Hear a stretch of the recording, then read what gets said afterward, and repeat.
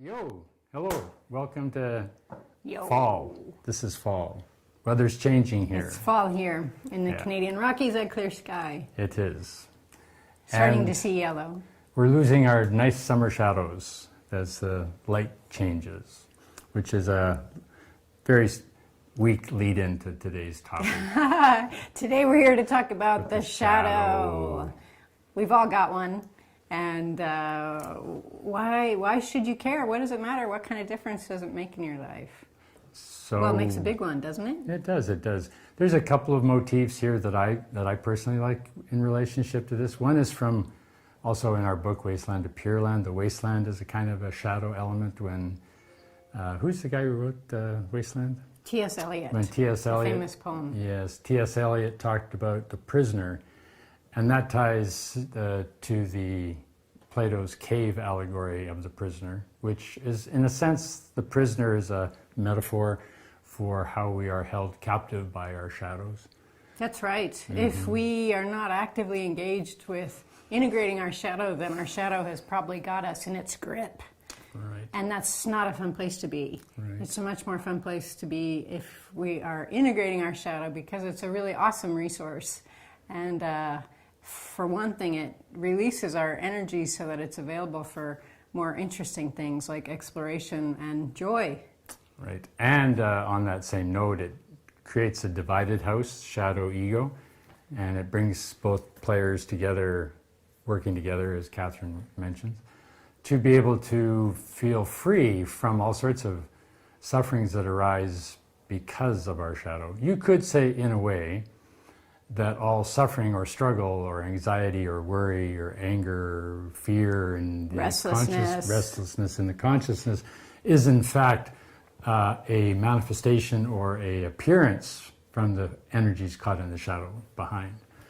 So maybe we will give you, if you don't already know it, Plato's allegory of the cave. Could we talk first about what definition we're using when we talk about the shadow? Sure. Okay, so what is the shadow? What do we mean by that? When we talk about the shadow, we're talking about it as described by Carl Jung, the famous psychologist. So these are mostly desires, drives. They could be ideas that are trapped in the unconscious or subconscious. Now, the thing about the shadow is they don't stay trapped. They're always trying to get out, but they pop out at really inopportune times and as kind of maybe fantasies that we find disturbing, or perhaps impolite comments, we could say. And things that if we're in an altered state, say if we're drunk, we may behave in a way that's totally unlike us. And this is the shadow trying to get out. Because basically the shadow, like the rest of us, like any organism, like plants, is seeking light. It's kind of the same with Freudian slips, which as Catherine alluded to. A Freudian slip is revealing shadow elements. So in Wasteland, T.S. Eliot talks about being locked in a prison, but having the key in your hand. Mm-hmm. And that all you have to do is turn that key and walk out the door and you're out of the prison. But the nature of the ego, although it might know it has the key in the hand, because of its addiction to its cell, its prison, it doesn't use it. And so in a sense, the shadow is your key. It's at least the access to your key. And your conscious mind is the decision maker that says, I am going to put this key in this lock and turn it. And your ego says, I don't know what's behind that door. I don't think I want to know. Why open that can of worms? I think I'll just go back to the view I have out here. Kind of the devils you know is better than the angels that you don't. There's a good one. Devils you know are better than the angels you don't. And we are arguing against that. We're saying that the little. angels are better. So put the key in the door and liberate yourself. So let's tell you about Plato's cave, shall we? Please. All right. So in Plato's cave allegory, the prisoners, same as T.S. Eliot's Wasteland, are chained to a wall, chained, and they're facing a wall. So they can't see what's behind them. They can't turn their heads. They're just facing this wall. And all they can see is what appears on the wall. Behind them is a fire, and the fire is burning. And between the fire and the prisoners, there's a walkway where puppeteers walk back and forth. That's the allegory for the ego being a bit of a puppeteer. So the prisoner just gets to see the shadow on the wall. they don't get to see the actual puppeteer. Now, the important point here from our perspective is not that the puppeteer is good or bad, but that you're only seeing its reflection. So from The that shadows point on of the view, wall. the shadows on the wall. So from that point of view, from the point of view of the transcendental, the shadows on the wall are what our ego sees. It's what we take to be real in our daily lives. And behind us, in the unseen puppeteer, is a deeper reality, the actual event. But in essence, they are the same thing. We just need to be able to turn or undo the chain to see that. And when these come together, then you have the energy for awakening. Reminds me too of the Wizard of Oz when there's the Wizard of Oz on the wall, and then there's the guy That's right. in the little curtain behind the curtain doing all the controls. Yeah, so we want to open the curtain. So let's talk some more about what happens after we open the curtain, after we see the puppeteer, after we step through the door of our prison. If we can, just before we go there, we just want to remind you that Monday night, 7:30 Mountain, we are doing a online course stream on the shadow, and if you registered for that, please check us out Monday night, 7:30 Mountain. And we have our book, Wasteland to Pure Land, is a lot about the shadow. This is one of the specialties of our teachings. We like to go boldly and fearlessly where none have gone before, and that's the realm of the shadow. So our book, Wasteland to Pure Land, has a lot more on this. Right. And just one more thing. The four fears, the four deep fears are the final defense. They're the key, in a sense, they're the final defense against opening that door or undoing those chains. And just to remind you, the four big fears are? Fear of abandonment. Fear of? Annihilation. Fear of? Insanity. And fear of? Being evil. Often showing up as fear of being a bad person. Right. And people thinking we're a bad person. These are fears we all have. Yes, they're human. And the fear of being evil, it doesn't mean... Evil is live spelled backwards, so it's basically kind of energies that are blocked. So evil is a social, cultural category or measure, and not necessarily evil in and of itself. So you were going to say what That's happens? Right. When we step through the door. Yes, it's a good idea. Well, to our freedom. So imagine if you think of all of our fears of abandonment, our fears of annihilation, our fears of whatever your particular fears happen to be, people thinking poorly of us. If you think of all of the energy that is wrapped up in those fears and wrapped up in keeping those fears at bay, preventing those things from coming true, all of that is energy that is suboptimally used. It's a kind of, there's no winning that game. We can't expend enough energy to keep those fears away or to keep those things from happening.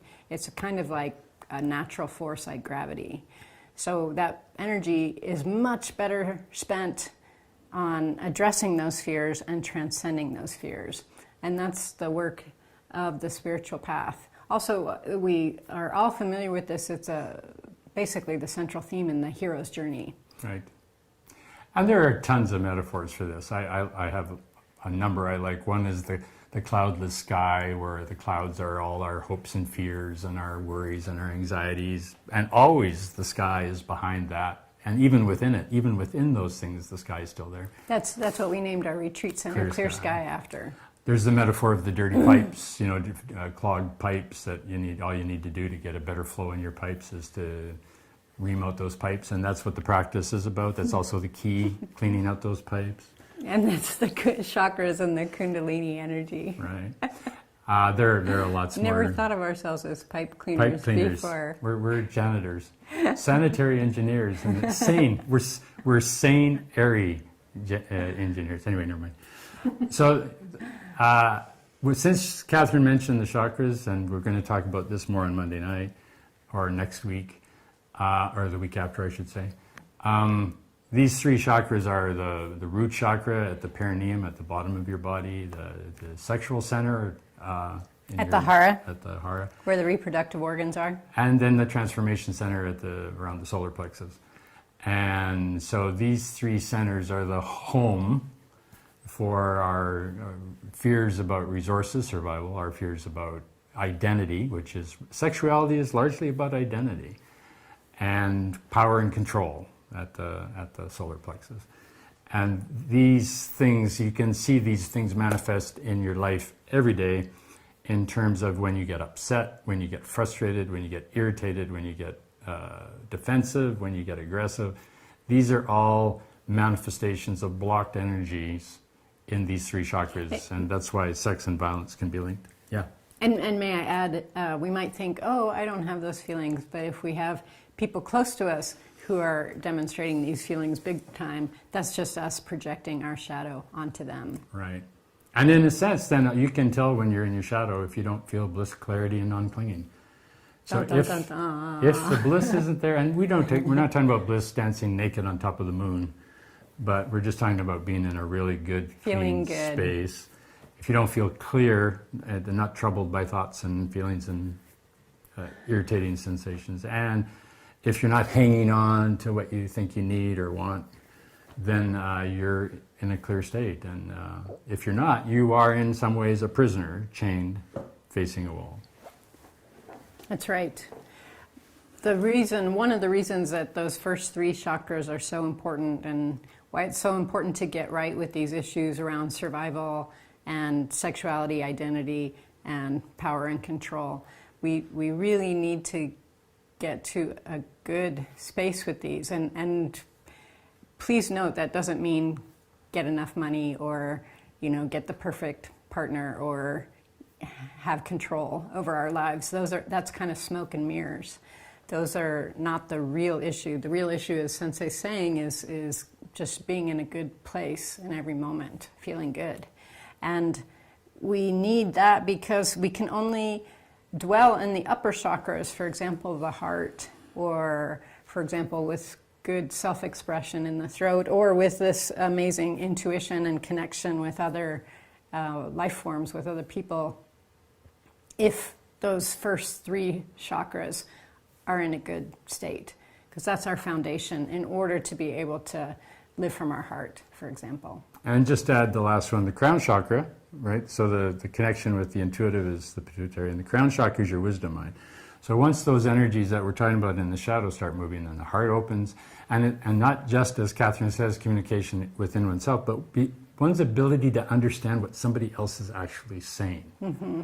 When we're in our shadow elements, or when they're nebulously under there tweaking along, our ability to understand how another person speaks or talks or communicates hindered, because we're interpreting through our own way we need to see things. So when these things move, as Catherine's indicating, then the crown chakra can open and the transformation can occur. So if those first three chakras, if those shadow issues are not healthy, not well resolved, we're not in a good place with them, we can visit these other chakras. But if push comes to shove, if we get in a stressful situation, we'll kind of get dragged back to those sort of imbalanced lower chakras. Right. And that's not a fun place to be. No. And we wish fun for you. Fun. Big fun. Fun. Play. Happy. And the planet needs it, right? The planet needs healthy people. Cool. So returning to the shadow, because that's what this is about, and we don't like dwelling on the negative, but in a sense, once you remove the negative, what's left is the positive. So in other words, if you remove the positive, you would not get rid of the negative. It would still be there. But if you get rid of the negative, the positive's there, and you don't have to do anything. It's just sitting there waiting for you. But the difficulty is that through our conditioning and our social, cultural, and genetic and biogenealogy, epigenetic conditioning, I never remember that word. Through our epigenetic conditioning, people that are born into the world are born into that kind of prisoner motif. It's not that somebody's doing it to you particularly, it's just it is. And in order to be a human being, we come in with this ego, starts around 2, and the ego by definition gets locked into its patterns, by identification and naming and ownership and all that Conditioning. stuff. Conditioning. Basically. And then those That's the status quo. status quo, Right. and we're all there. We're all born there, we all live there. And even after awakening, you're still there. However, the difference is you can see the sky behind the clouds. The clear sky. The clear sky. So with these elements at work, they're at work all the time in our being, even while we're being fairly decent people. The ego isn't a bad thing. The ego is a decision maker, it's a planner, it's an organizer, it's a discriminator, it's a namer. It's done a lot of amazing things. It's done art and music and science and dance. This is the ego? Yeah. You're talking about? All of this stuff is wonderful. Insofar as these four fears that we mentioned at the beginning are still there, they are shading and coloring. And so they come up at really weird moments. Like you can be in a meeting with your boss and he gives you a look that triggers your dad's criticism, and now you're in dad mode, and all you're trying to do is figure out whether to raise the price or lower the price. Or one I like too is you're meeting a friend for coffee and they're late, and you imagine that they actually hate you, or they don't love you anymore, is probably a more likely one. And then they finally arrive and it turns out that they had car trouble. So you can see how this fear triggers the heart chakra into a negative. Catherine said they don't like me, or they hate me, or now I don't like them, I hate them. That's usually one follows the other. Right? The reason the heart goes into that malformation is because of the block in the shadow elements in the four fears. So once you contact and allow the four fears to be there and recognize that they're of the ego, they're not of the whole being, then the ego can still have its little storyline. But underneath, the wise person in you goes, yes, this is just the ego fucking around. I'm going to name the four fears again. Fear Yes. of abandonment. So that's when our friend doesn't show and we think they don't love us. Annihilation. Can we stop there for a minute? Can I run through them real quick? Fear of annihilation. If I do this, I'll be taken over or destroyed. Fear of insanity. And fear of being evil or being a bad person. What did you want to say? Just to comment on a couple of them. Fear of annihilation, you see this sometimes out on the streets. We see these really amazing 50-year-old women, 40, 50, 60-year-old women. They're vibrant, they're alive, they're successful, they're amazing. And then their daughters are with them, and the daughters are kind of dowdy. Doubters. Doubters. They're kind of dowdy, or they don't have any real sexual energy, libido. The same jam that their mothers have. Yeah, they look kind of like they're like ghosts. And in fact, that's the annihilation. That the daughter has been annihilated, so the mother can be huge. It could be the father, could be the son, but you get the idea. And so this annihilation is the daughter is sort of being annihilated, and then the mother, or the father, whatever, it doesn't matter. The mother is kind of being the big star, but she's not so confident about her big star, because why is my daughter sort of not living up to my standard? It's showing her shadow. That's a big thing about letting other people shine. Letting other people shine, which is one of the four Brahma Viharas. One of the divine abidings is sympathetic or empathetic joy. Have joy in other people's successes. Did you have a question, Carl? Yeah, there is a question. So there's a question from Ruth. Hi 11. Ruth. She says, basically, if we are in any state other than bliss clarity, And non-clinging. Yeah, okay. Are we in some way entangled with the shadow? Yep. The non-clinging is important because it's in particular, it's very easy to cling to bliss. Yeah. And as soon as we're clinging to bliss, we're not in bliss anymore. And one of the ways you can tell with this is, for instance, if your bliss is sensual based, like touch or smell or taste, For example, right? Then if that gets interrupted, or if it gets taken away, and you still don't stay in a state of bliss, clarity, non-clinging, then you know that the shadow is really at operating behind that bliss. So you've kind of got an icon on a computer rather than the person behind the computer. The icon is in bliss, but the person behind it is the avatar. Yeah, the avatar is in bliss, but the person behind it is not quite so clear. right. So, and each of us have our preponderances, but most of us are pretty similar. So some of the common ones are a need for attention, a need for love, and affection. And it's not, of course, those are wonderful things, but we need to be okay if that doesn't happen to be showing up in the mandala in the moment. And the way to that is if we have contact with the fact that the universe is always in a state of love, and that's one of the synonyms for bliss. It's a kind of mellow state, like contentment. Then I don't need to get that from somebody else. Yeah. Let's talk a little bit, thanks for the question, Ruth. Let's talk a little bit about the fear of insanity. Fear of insanity really has to do with how your neighbors see you or how your parents see you. If you're insane, you don't really care particularly because you don't know, maybe. But the reason we fear insanity is because we fear our parents are going to see us insane and see us as failures. So the fear of insanity is really connected to the fear of being a failure. And while we do that, the fear of being evil is similar. The fear of being evil is because a desire that is intrinsic in a human being is being controlled by the social cultural milieu. And if you have that desire, then you're inherently evil. Homosexuality, as an example, was illegal in Canada in the past to 1967. So if you're homosexual, you were evil. Trudeau changed that law in 1967, but it's taken a lot longer to get through it. And so you can see these, and you go, oh, well, okay, well, what about killing somebody? That's inherently... Well, the point is that if you are in a state of bliss, clarity, non-clinging, you have no motivation to kill anybody. It's when we get interrupted from bliss, clarity, non-clinging that we get threatened, that we might kill somebody. So these are why the ego's afraid of these things, and that's why bliss, clarity, afraid of these urges. Yes, and why bliss, clarity, non-clinging is, in essence, the only, and on this we're categorical, the only solution.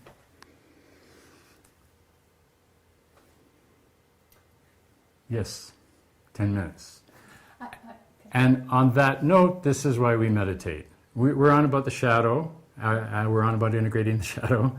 We're on about karma yoga, working with others to learn how to meet these aspects of the shadow and to work in a good, clean space.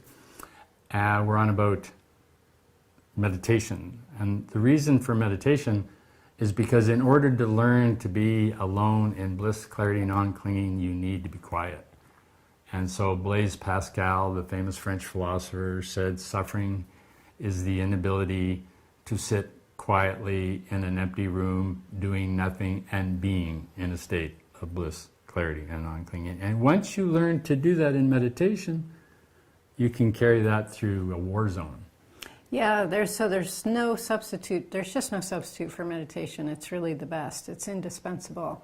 And as Sensei said, we need to learn to be okay alone and quiet. And then we also need to learn to be okay in any kind of ruckus with whoever happens to show up. And karma yoga is awesome for that, because for sure all of our buttons will get pushed, and then it's a container to work through those buttons that are getting pushed. Whereas something like our career, if our buttons get pushed, we might just kind of put a stiff upper lip on and go home at the end of the day. And the issues won't necessarily get resolved. And you can argue that all disease in the body, all disease in the mind is based on this inability or unwillingness to meet the bliss, clarity, non-clinging mind. And so in meditation... You mean, can you say a little bit more about that? So the organism is kind of twisting and turning and attacking itself, for example. Right. Or others. Or others. Because of the fears. Mm-hmm. And because of the energy blocks. The energy blocks. And because it doesn't have good enough access to this bliss, clarity, non-clinging. So we meditate in order to strengthen our access. But when we first start meditating, the ego now, not having all its normal distractions and things to go to kind of forget that it's in chains, now that you're meditating, it goes, oh, I'm in chains. I'm being chained into this thing. What is it that's behind me, Plato? Right? And to do that, right, it's going to be noisy at the beginning. So meditation takes some time, because you got to realize, no, I am not turning back to the shadows. I want to open these chains and see what's going on behind. And that's why meditation. Unlock these chains, yeah. Unchain me. So if you're starting out in your meditation practice and your mind is going crazy and you think, uh-oh, I don't think this meditation's working, it's making my mind worse, that's completely normal. And it's just showing us how all the stuff that's going on under the surface. And we have to see that in order for us to learn to allow it to pass away. And this is why, yes, this is why we have 4 pillars. The karma yoga to see the shadow at work with others. Shadow work to see the shadow at work inside myself. Meditation in order to clear the space to see that bliss, clarity, non-clinging in order to have the strength to do that. And what's our 4th pillar? Study. Study. And study in order to know what the frick we're talking about. You had something to say? Yeah, I have a question on the meditation aspect. So there's a lot of meditation training out there, right? You can get an app on your phone. You can do all sorts of courses. So when you say meditation, what are you actually meaning? Like what kind of meditation? This is... Great question. This is good. Any kind of start is better than nothing. You know, a journey of 1,000 miles starts with a first step. So a first step is great. But in order to go deeper, it's proportional to the amount of time and energy you put into it. So if you put 5 minutes of meditation in once a week, you're going to go this deep in terms of getting free of those chains, right? Because you got to get to the bottom to free the chains. If you meditate an hour 5 days a week, you're going to go deeper and so on. So in order to get to the core of bliss, clarity, non-clinging, you got to learn to be comfortable alone and be in a state of bliss, clarity, non-clinging, even if there's a lot of noise on the surface. Okay. I'm waiting to, you keep coming closer and closer. It's because I love you. I'm waiting, I know. Yeah, that's a Your great turn. That's a great question, Cara. It's, as Sensei says, any meditation is good, and it takes a while to, acquiring habits is hard, so it does take a while to get that custom developed. And we are really strong believers in the value of teachers and the value of a supportive community of practitioners. And that is because all kinds of stuff comes up in meditation, and it can be a little disconcerting. And it's really valuable to have people who we can ask. It seems disconcerting to us as individuals, but it's usually, as I mentioned before, pretty universal. So anyone who's had a long-term meditation path will recognize these things and be able to reassure the person, give them more confidence that they're on the right track, and help guide them on optimal ways forward. It's also really important, there's a foundation to the spiritual practice on which we can build a lofty structure, we'll say. If we want to have very exalted experiences, that foundation needs to be very strong. So we really encourage people to have a bona fide teacher, check their credentials, make sure they've got a teacher, have been practicing for a long time, so that they can help us have a very sound foundation on which to build. And, not everybody has those things, and they might be a really excellent stepping stone on the way to finding a more experienced teacher. I think we need a wide-angle camera. Yeah, we do. We do. We need a wider angle. I just want to make one more point before we end, because I think we're at the end, is that the closer you get to the shadow's core, the louder the monsters get. So this is, again, mirroring the hero's journey. That while we're busy in the world, we're just bugged. We have this bug or that bug, or we're happy today and sad tomorrow, right? But as we get closer to the shadow, the monsters get much bigger and much louder, so it makes me think, oh, I'm actually getting worse, but you're not. Like these monsters. Yes, back here. You get, as the monster gets louder, you get calmer. As you get calmer, the monsters get louder, and as that marriage reaches a kind of balance point, then you see behind the monster is the bliss, clarity, non-clinging. The ego incorporates that, takes it as its own, and now can go out in the world much happier. And Cara had a question. And then our monsters are transformed into our helpers, our team. Oh. So it's really awesome to have these big, powerful entities on our side. Tell them about the temples in Japan with the monsters on the outside. Yeah, so at some temples in Japan, it depends on the sect, but at the entry to the gate, at the gateway, they've got these big, fierce-looking statues that are very scary looking, and it's meant to warn people. You only enter here if you have courage. And dedication. And if you have the courage to go through on the other side, where the flip side of where the monsters are usually flowers. Yeah, pastoral, beautiful nature scenes. Yes, Cara? Yeah, thanks. 2 more quick questions. So just following up on the meditation, Ruth asks, what if meditation is too or very uncomfortable? Too uncomfortable or very uncomfortable? Well, that's a very good question too, because that's the point. The point is the shadow is very uncomfortable. So you need, as Catherine just said, you need dedication, you need determination, and you got to come to the point where you realize that facing a wall of shadows in chains is no longer tenable. So until we recognize that this isn't working and it's not going to work, and no matter how long I sit here, I'm still going to be in chains, then you do it. And it's not as bad as it sounds, because as you go through it, it gets easier and easier. Also, it's helpful to extrapolate. When we meditate, we're really just seeing our own mind. Right. So if meditation is really uncomfortable, stopping meditating isn't going to make Us comfortable. the discomfort go That's away. right. It's going to make it seem to go away for a little bit, but as we get older, that discomfort just grows. And as we said earlier, it's going to perk up through your work, it's going to perk up through the career, it's going to perk up through relationships, it's going to perk up of how you feel when you're alone. It's right. So there's only one way through. Like in a hurricane, ships don't run from the storm. Ships turn their prow? Prow. Prow? I don't know. The front. Ships turn their front into the storm so they can ride the waves. But if they run from it, we're going to be bashed all over Tossed the around, place. yeah. The second question? Yeah, there's one from Richard Sadowski. Hey, Richard. Hey, He Richard. says, I feel like I often want to avoid conflict, and it seems that it is related to being a good boy.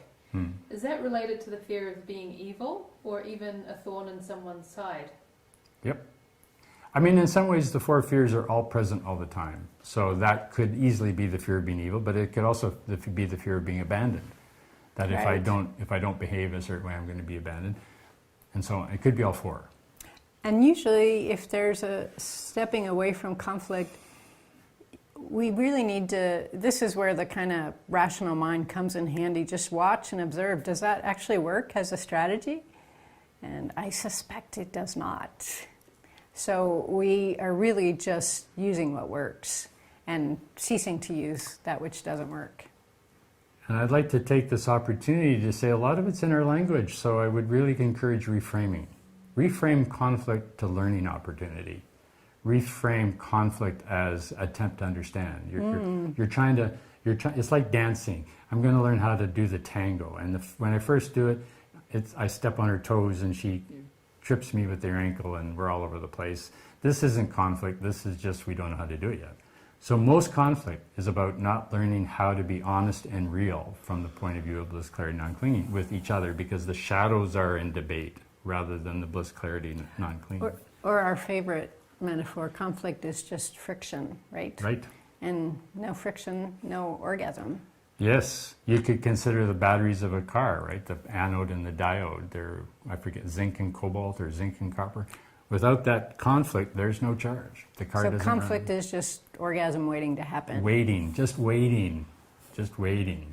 You can call conflict foreplay if you reframe it into nice or fun. It's just over the 30 minutes. We do have a couple more quick questions. Yeah. Oh, Would you like okay. to take Yeah. them? Sure. Okay. So from Zoe, Hey, Hey, Zoe. it's right on what you were talking about. She said, last week I finally named and accepted the feeling of competitiveness that I felt around a colleague. Yeah, good job. Great. Finally. I'd seen it, but kept getting caught in it rather than being able to shift it. Recently I did name it and it feels much lighter. I'm wondering what fear that comes down to. It feels like it could have been abandonment, that I'll be replaced as someone is better than me, or annihilation, I'm not the best, good enough, but both sound like failure, and you linked insanity as, and you said insanity is linked to the fear of failure. So I think I'm going to take a different take on this one. Zoe and Catherine will do as she likes with it. But I want to take away that competitiveness is bad. What did she say? I dealt with it or something? Got caught in it. I think of the original Sorry. Olympics. So what I'm saying is competitiveness is not bad. Competitiveness is a learning opportunity. It's a chance to increase your skills. So use her, is it her? Use her as a way to go, oh, I could learn this from her, I could learn that from her, or she can help me with this, or I can help her with that. And that's what the original Olympics were, is just being with other people who are really good at what they do and using that to inspire us to raise our game. Exactly. And admiring them for, wow, they're really good at what they do. That's great. Yeah. And to answer your question, yeah, like we said to Richard, it could be all four. All four are present all the time. Yeah, it's not a multiple choice where clock. there's only one answer. It's like on a circle, there's no one. Well done. Yeah, good job, Zoe. And the other one? Yeah, there's a question from Todd. Hey, Hi, Todd. He says, I can still resist manifesting aggression in daily life. Does resistance mean it hasn't been integrated, or is it a matter of stages? Yes. Well, great question, Todd. So resistance is the classic example of energy that's suboptimally spent, because it takes a lot of energy to resist. And it's the opposite of going with the flow. It's the opposite of like an Aikido move where, if someone's attacking us in Aikido, we can meet them head on. That's going to take a ton of energy, or we can use their energy to get to a place where we want to get to a better place. Yeah. So we're promoting the Aikido. Non-resistance part. Exactly. And I would like to say the same thing to you, Todd, that we said to Zoe, which is resistance isn't necessarily bad. Resistance is like strengthening, like you do isometrics where you push against the wall with your arm to strengthen your muscles. So insofar as you resist conflict, right, you're resisting growth and strength because, what did he say, conflict? Resist manifesting aggression. Aggression means to move towards, right? So you're basically resisting moving forward. You're resisting moving into a relationship where you will be pushed and pulled. You're trying to remain quiet. It's called the sin of quietude. So don't think of it as a negative necessarily. See it as a positive. So just try aggressing and see what happens. Yeah, like go say hi to somebody in the bar and have a conversation about something you don't enjoy, or as a way of moving forward. Or take a position that you don't normally have, like support Trump or something. Just to see what happens. Well, great to see you all. May you be well and happy. And look forward to seeing you soon. Same time, same place next month. Enlighten Up on Facebook. And just to remind you, we have office hours every second Sunday at 3 Mountain. That's tomorrow. You need to register by Friday night, so if you didn't make it to tomorrow's there'll be one in 2 weeks. Plan ahead. And online course on Monday night, so for those. Yeah, and there's actually an announcement that the podcast, your amazing podcast is live, and there's over 50 episodes. Oh! People want to listen to you guys. Whoa! Check out Awesome. the podcast. You can get more of us than you ever wanted. 50 podcasts. Where do they get those It's on podcasts? iTunes, Podbean, Spotify, yeah. and on planetdharma.com. Right. Okay, look forward to seeing you soon. There's 50 of them. May all our efforts benefit all beings. May these wholesome. And powerful activities eliminate negativity and ignorance while producing happiness and illumination for the uplifting of the world. And be happy, don't worry, it's all a game. It's all play. Go play.